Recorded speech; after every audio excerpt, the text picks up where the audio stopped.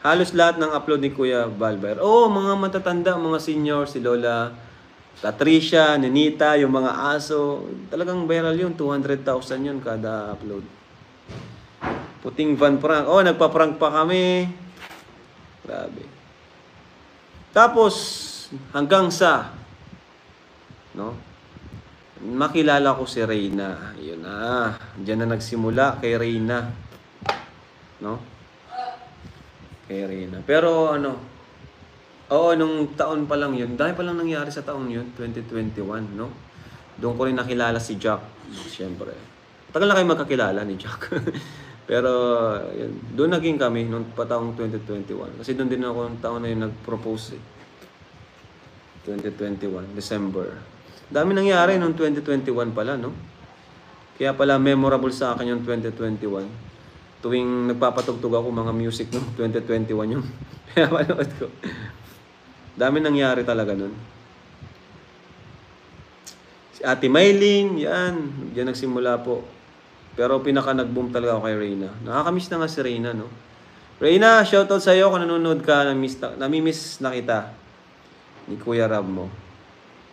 Grabe. Namimiss ko na si Reyna. Si Reyna talaga yung pinaka-viral kong beneficiary. One day, 1 million si Reyna, no? One day, 1 million. Yan si Reyna, tapos makilala ko si Casey. Diyan na nagsimula, no? Diyan na nagpasok sila. Alvin, yan, Alvin Caceres. Ay di, nauna si Kuya Gilo, Kuya Tata, Alvin Caceres. Hindi ko alam kung sino nauna sa kanila. Basta yun. Si Alvin. Ay, si Vincent. Yan, si Vincent Calyada. Nauna din yan. Basta dumating na nga. Yan sila. Pure Health. Yun, padami na ng padami. Si Jomar. Yan. Papa Joms.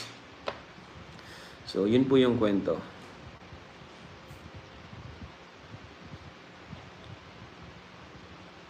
Ako din pag uwi ko pa lang, mo pa lang galing Maynila, pinanood na kita. Salamat po. Diyan na pumasok ang may mga depression. Okay. Oo, ang daming gumaya sa akin nung kay Reyna. Ang dami talaga. Kahit ibang mga vlogger po, yun yung content nila, may mga depression. Kasi si Reyna po talaga, grabe. Kuya, punta niyo ko sa Bato Badalane. Seryoso, andun ba si Reyna ngayon? Nasaan ba si Reyna ngayon? Nakakamiss na si Reyna sa totoo lang. Oo, Robilin muna. Robilin. Diba? Mayor tawag si Lola Damiana. Oo nga eh.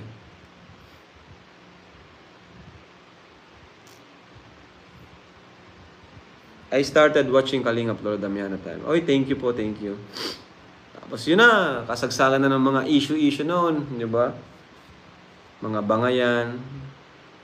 Pero isipin nyo, no, kung hindi nag-invite si Kuya Bal ng mga vlogger, reactor, sobrang tahimik siguro ng Kalingap, no? Sobrang tahimik ng ano namin. Kami-kami lang siguro nung time na yun. Di ba? Kami-kami lang. At baka nga pati si Brother Jose andito pa rin, di ba? Kasi dahil din sa sa mga in-invite ni Kuya Bal kaya siya nawala. Di ba? Isipin nyo, kung hindi si Kuya Bal nag-invite ng mga Kalinga partners, kami-kami lang talaga. Kami-kami lang. Pero ano rin naman, wala ngayon yung mga pero for me, mas okay yung ngayon na nag-invite si Kuya Bal kasi mas napalawak yung paglingap, mas napalawak. Saka syempre mas masaya, mas maraming tayong nakilala, mas maraming kaibigan, di ba? Saka dahil din sa kanila, nakilala ko din yung mga viral ko ngayon, di ba? Dr. Love, naka-scout yan, no? Mga naka-scout din sila eh. Dahil sa kanila nung pag-welcome ni si Reyna, si Supermac naka-scout. Si Tatay Robin na-scout ni Alvin. Yung bahay ni Atty. na iba yung pinto kasi iniba niya. Grabe yung mga kung isipin mo yung mga nangyari. Matatawa ka na lang minsan sa mga issue noon. Totoo lang, ang babaw lang naman ng mga pinagmulan eh. Yung mga issue noon. Walang Kindred TV ngayon. Oy, shoutout kay Kindred. Kuya Kindred, huwag kang aalis sa Kalingap ha. Oy, salamat. Shoutout sa'yo Kalingap Alvin. Masaya talaga lalo bro. Magkakasama kayo, the best. Oy, salamat bro. Ayan. Si Alvin Caceres, ano yan? Di ba nabanggit kasi siya ni Papa eh. Baka daw humiwalay ng community. Hindi hiwalay yan. Kasi marami pa nga yan nilalapit sa akin hanggang ngayon eh. Si Kayla, di ba, nilapit sa atin ni Alvin Caceres. Cash out bro, sasabay na ako. Ayun. So, wag kayong aalis. Pungkit. Ako natagpuan ko ang Kalingap dahil kay Kuya Robin. Yan, iba-iba yan. Kuya Robin, Reyna, iba-iba yan. Lola Damiana, Carla, yan. Walang makaka-break ng record ni Reyna one day, one day. Ay, oo naman. Walang makaka-break pa. Wala pa talaga. Wala pa. Reyna, at pangalawa kay Reyna si Tatay Robin. Kay Tatay Robin naman, one day 800, one day 700 yon. Tanda ko yon. Tanda ko po yon. Tapos pangatlo si Lola Damiana. Kay Lola Damiana naman, one day 500 agad yon. Hanggang sa, ayan, mga love team na yan. Sunod-sunod na love team.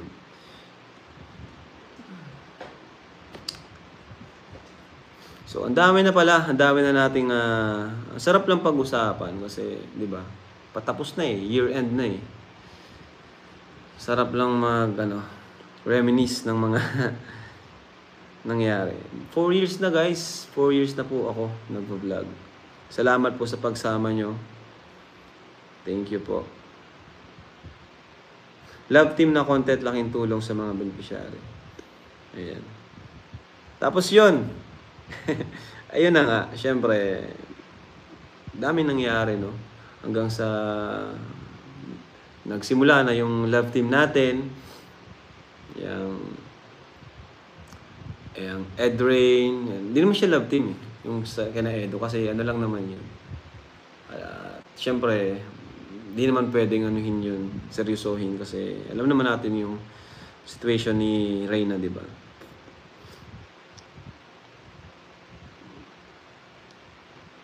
Grabe si MD Shohag, oh. Reactionist ka palang Kalingap Rob, nakasupport na ako sa'yo. Grabe, salamat po.